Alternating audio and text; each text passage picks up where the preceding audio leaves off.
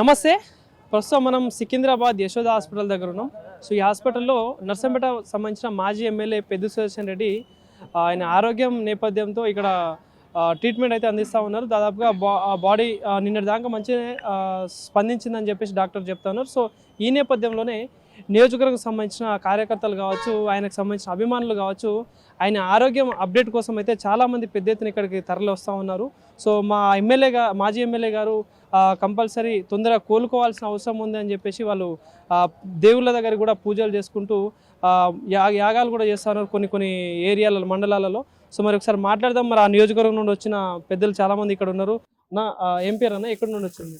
నా పేరు బందారా శ్రీనివాస్ గారు. నేను నర్సంపేట నియోజకవర్గం ఖానాపూర్ మండల్ రంగాపురం విలేజ్ నుంచి వచ్చాను. అంటే మీ మాజీ ఎమ్మెల్యే గారి పరిస్థితి అంటే ఎట్లా అనిపిస్తా ఉంది? అంటే అనుకున్నారా ఎప్పుడైనా ఇట్లాంటి పరిస్థితి వస్తుందని, ఇట్లా అనారోగ్యంతో అడ్మిట్ అవుతారని కావచ్చు, కానీ ఏమనిపిస్తుంది?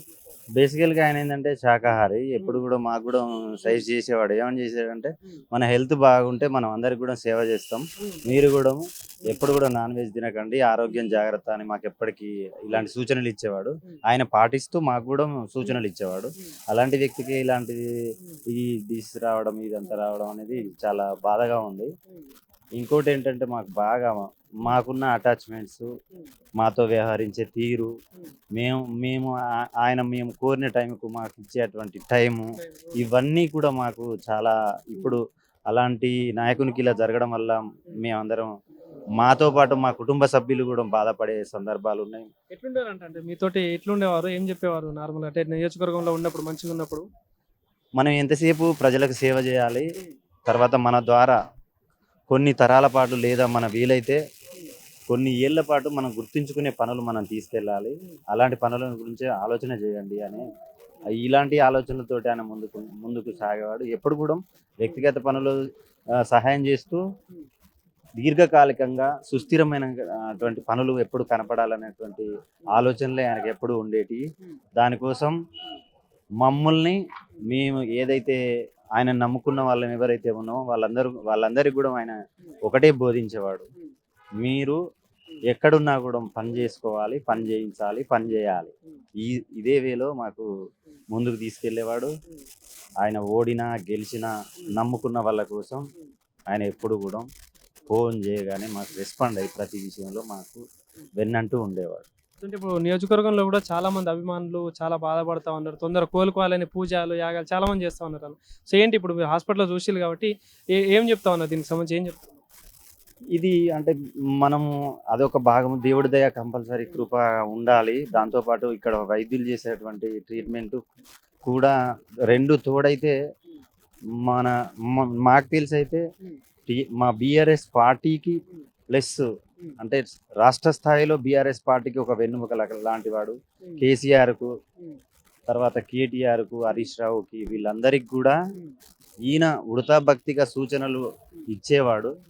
అదేవిధంగా వరంగల్ పూర్వ జిల్లాకు కూడా ఈయన నిర్ణయాలని పాటించేటువంటి వ్యక్తులు ఉన్నారనేది సమాచారం ఇప్పుడిప్పుడు మాకు తెలుస్తూ ఉంది.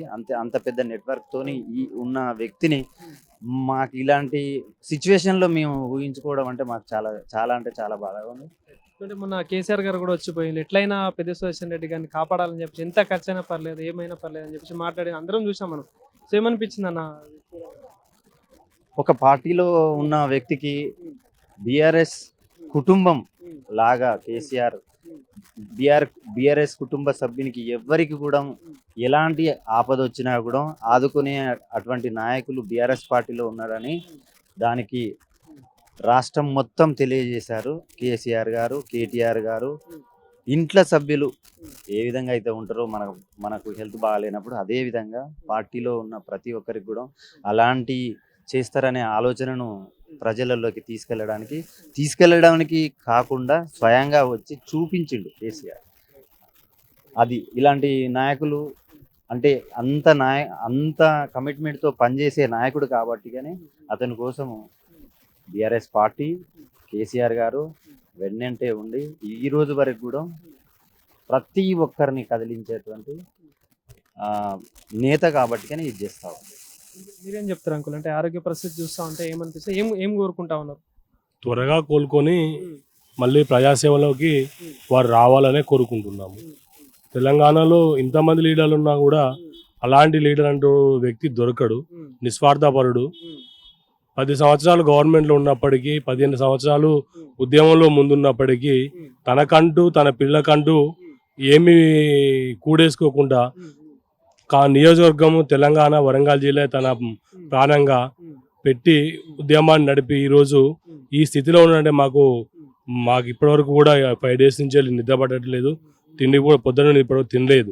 తిండి కూడా తినబుద్ధి కావట్లేదు.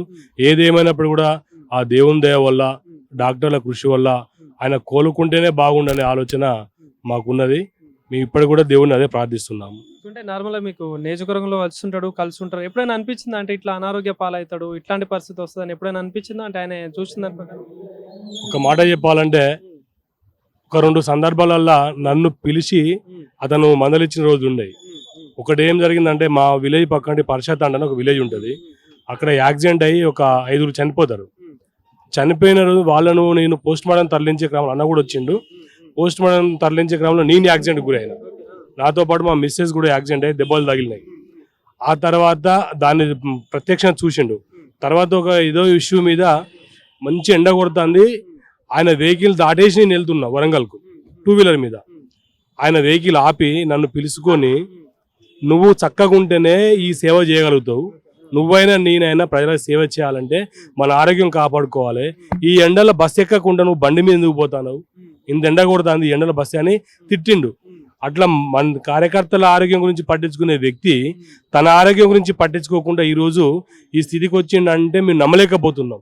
ఇంత మాయదార రోగం, ఇంత దరిద్ర రోగం అటువంటి వ్యక్తికి రాకూడని జబ్బు అతనికి వచ్చి మమ్మల్నే కాదు ఈరోజు యావత్ తెలంగాణలో ఉన్న ఉద్యమకారులు కానీ, టీఆర్ఎస్ పార్టీ కార్యకర్తలు కానీ, శత్రువులు కూడా బాధపడే రోజు వచ్చింది ఈరోజు.